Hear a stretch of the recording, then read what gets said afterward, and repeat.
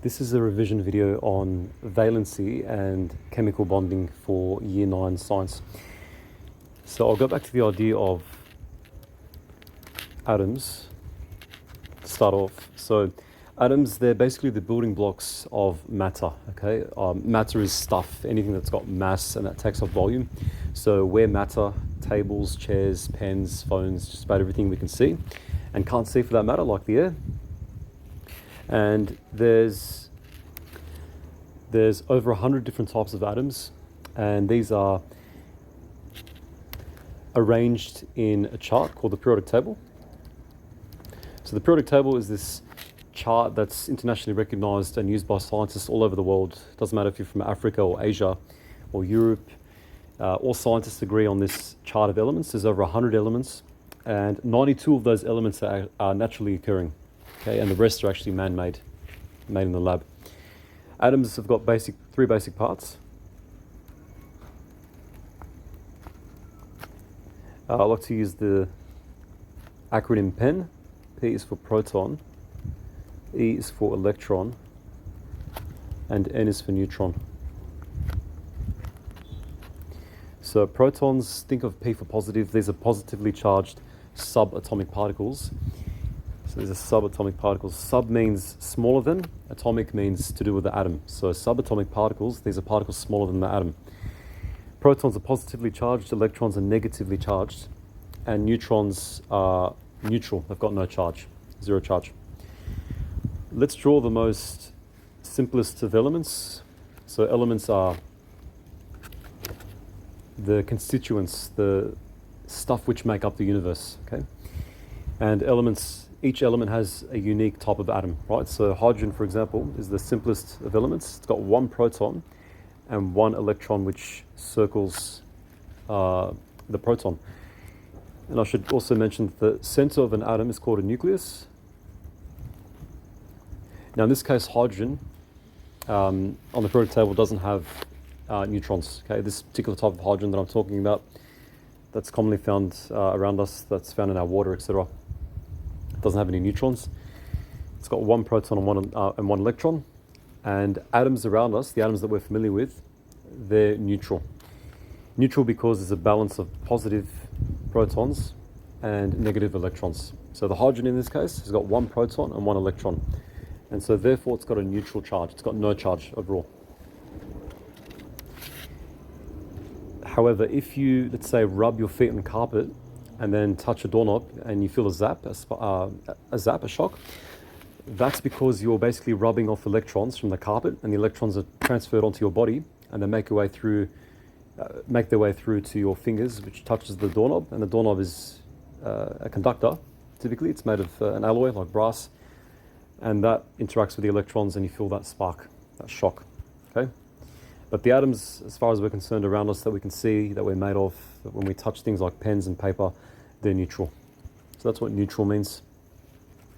When you remove an electron, let's say from hydrogen somehow, if you zap it with, let's say, a laser, and you remove the electron, you're left with a proton. Okay, left with a nucleus. This is what's known as an ion. An ion is basically a charged atom. Another way of saying charged atom. And ions come in two basic sorts. You've got a cation and an anion, or an anion. A cation is positively charged, a positively charged atom. An anion is a negatively charged atom. For cation, the memory device I like to use with my students, C for cool, calm, and collected. When you're cool, calm, and collected, you're positive, right? So that's where the positive comes from. Anion, think of N as in negative. Okay, so atoms, when they're charged, they can either be positive or negative. So in other words, you can think of it this way as well. In nature, there's only two types of charges you can possibly have, a positive charge or a negative charge.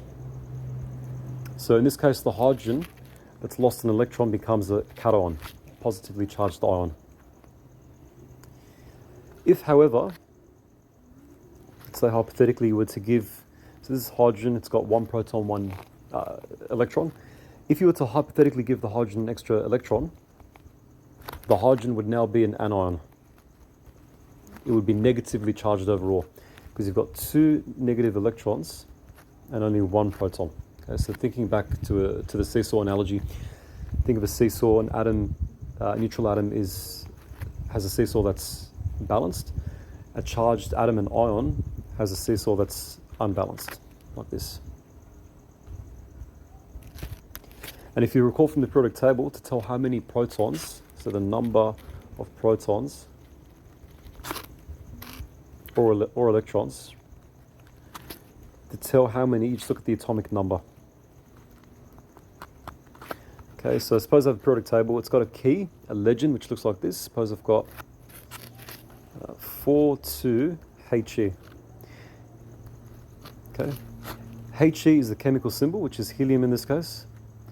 Now, the smaller number is usually the atomic number. Actually, is always the atomic number. And the bigger number is the atomic mass. Now, the atomic mass is usually a decimal. I've left out the decimal. For helium, it's 4 point something something. Just simplified it to 4 in this case. So the atomic number is the smaller number. It tells you how many protons or electrons there are. Remember, the number of protons is equal to the number of electrons. So in this case, helium has got 2 protons and 2 electrons. To work out the number of neutrons, what you have to do is subtract. So take the atomic mass and subtract the atomic number.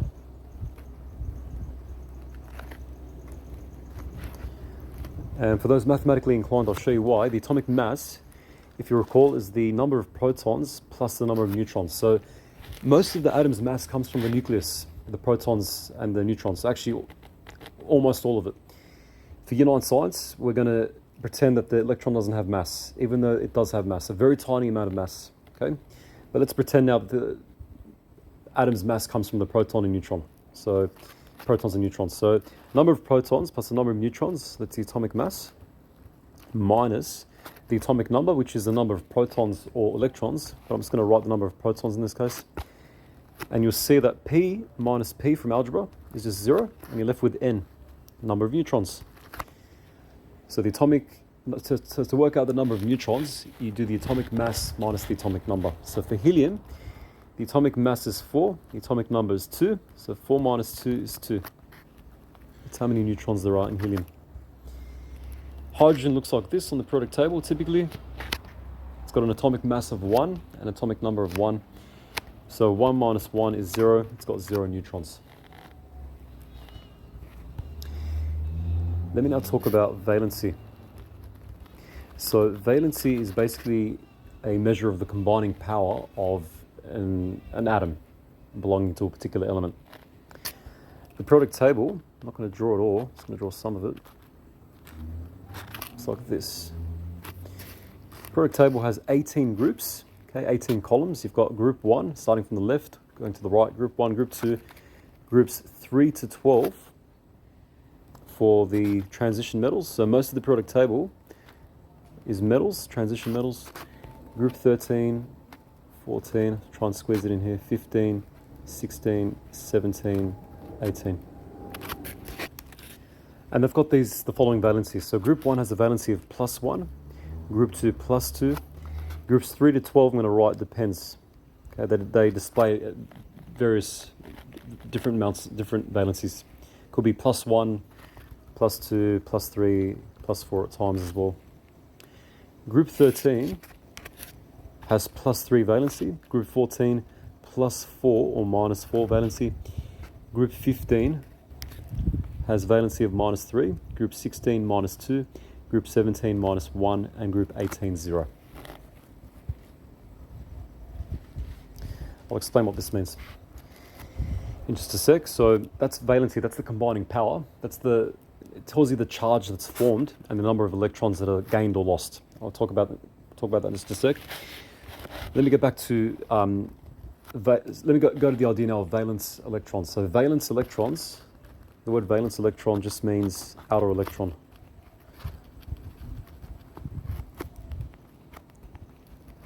So group 1 has 1 outer electron, 1 valence electron. Group 2 has 2 valence electrons. The transition metals, once again, depends. Group 13 has 3 valence electrons. Group 14, 4. Group 15, 5. group 16, 6, group 17, 7, group 18, 8. Okay, the number of valence electrons is easy to work out. So it's basically the group number, right? Without the ones in this case here. For group 13, it's 3, so removing the 1. Group 14, it's 4, so on and so forth. So these numbers here, these are the number of valence electrons, the number of outer electrons for each atom, each element's atom, right? Let me get into valence here. So let's take group 1 for example. Sodium Na has got 11 electrons because it's got an atomic number of 11. When you draw it, so sodium Na, it's got, so 2 electrons can fit in the first shell. Then you've got 8 in the second shell. 2, 4, 6, 8. And it's, the convention, the way you draw it is by pairing up electrons, yeah? And in the last shell, there's 1 electron. Okay? Because it's in group 1, there's 1 electron. Now, atoms have one goal. They want to be stable. They want to have a full outer shell as best as possible. So sodium, it costs less energy for the sodium to lose 1 electron than to gain 7 electrons, right? Because in the third shell, 8 electrons are allowed to fit, right? So when it gets rid of that 1 electron, it goes from being neutral to now being positive overall, because it's 1 electron less now. So here's how we write it, Na plus 1. And the way you read this is through by reverse. 1 electron is lost for it to become positive. This is the notation used in chemistry. Now an element like helium, even though it's in group 18, it's only got 2 valence electrons. Okay, because it's got an atomic number of 2. And it's got 2 electrons in total, I should say. So 2 valence electrons. It's happy. It's got a full outer shell, so it's got a valency of 0. 0 valency. All the noble gases, group 18, helium, neon, argon, xenon, radon, they all have 0 valency because they've all got full outer shells. So xenon, radon, etc. I've got 8 valence electrons. I've got a full outer shell, so they're stable, and hence their valency is 0. They've got a combining power of 0. They don't want to combine, they don't want to interact chemically. They're chemically inert. Inert means unreactive. So that's how valency works. Let's do an example involving a non-metal like chlorine. Chlorine's got an atomic number of 17, so 17 electrons, so 2 in the first shell, 8 in the second, and then 7 in the third. Now, for chlorine, it wants to gain an electron, okay, so it can become stable and have a full outer shell of 8 electrons. When it gains an electron, it becomes negative overall. It's got a net charge of minus. So it's written like this, Cl minus 1 typically. And this means that the chlorine gains 1 electron to become negative overall. That's how you interpret that. So that's valency. Let me now move on to chemical bonding. I'll start off with ionic bonding. So valency is very important because it determines what type of bonding is going to occur between atoms. Or ions, I should mention in this case. Ionic bonding. So ionic bonding involves the transfer of an electron or electrons from a non-metal atom to a metal atom. From a metal atom to a non-metal atom.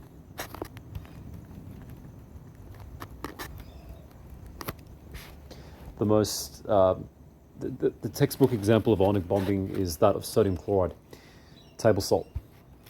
So I'll illustrate with an example. So an ionic bond, by definition, is established between a metal and a non-metal atom. So sodium, for example, and chlorine. And here's how you form salt. So salt's made of crystals, salt crystals. Okay, regular arrangements of atoms, different atoms, which in this case are sodium, Na, and chlorine. Okay. Sodium, if you recall, has 11 electrons. I'll draw it like this. Actually, typically to save time in exams, and in textbooks, what they do is they just draw the outer shell electrons, the valence electrons. Sodium has 1 valence electron, and chlorine has got 7. Now the sodium wants to get rid of the electron, as I mentioned before.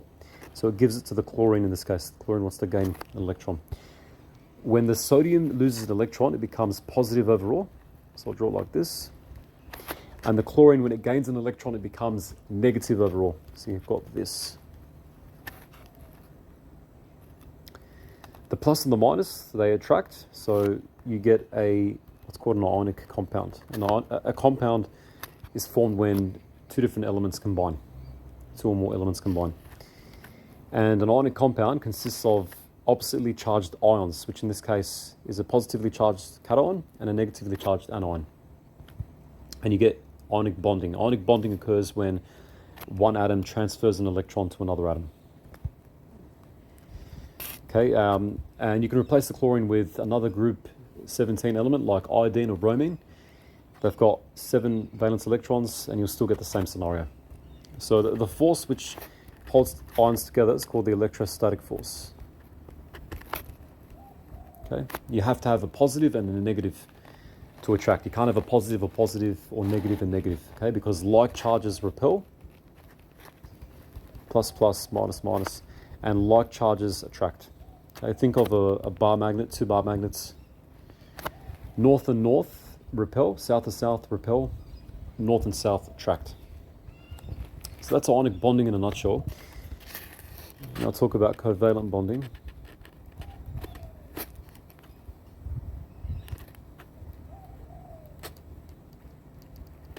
Covalent bonding is bonding which occurs between 2 non-metal atoms and involves sharing electrons. So when 2 non-metal atoms share electrons, you get a covalent compound, right? Sharing electrons. So the sharing of electrons is covalent bonding, and that results in a covalent compound.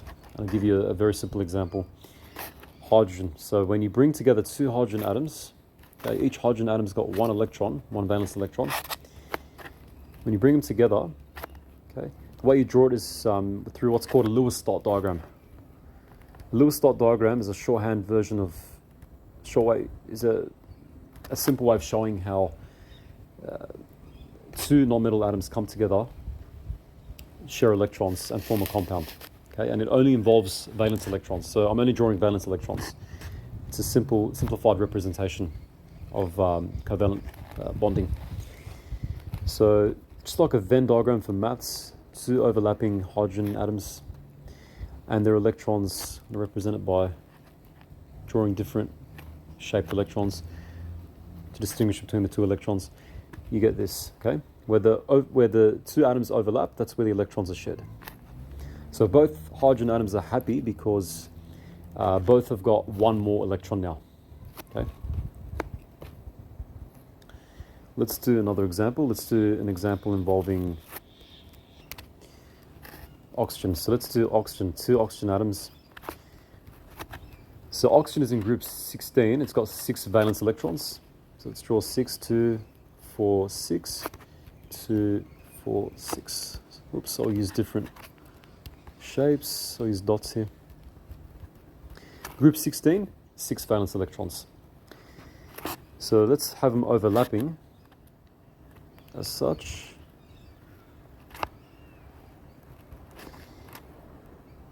Okay, so in order for each oxygen atom to be stable, it wants to have 8 valence electrons rather than 6, right? So what each oxygen atom does is give 2 electrons to the other oxygen atom. So you've got 2 here. So you've got 4 electrons, being shared amongst the 2 oxygen atoms. Each oxygen atom now has 8 valence electrons. So each one's happy. So you've got 2 here, 3, 4, 5, 6, 7, 8. Similarly for the right oxygen atom. And you get an oxygen molecule. I should mention up here as well, you get a hydrogen molecule. So molecules, by definition, these are formed when 2 or more atoms combine.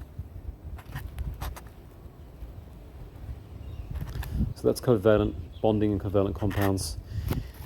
I'd say the simplest of all bonding is metallic bonding. So metals like copper, if you zoom into a copper wire, you'll see that it's made of what's called a lattice of positively charged nuclei. So Cu for copper, put a plus charge there.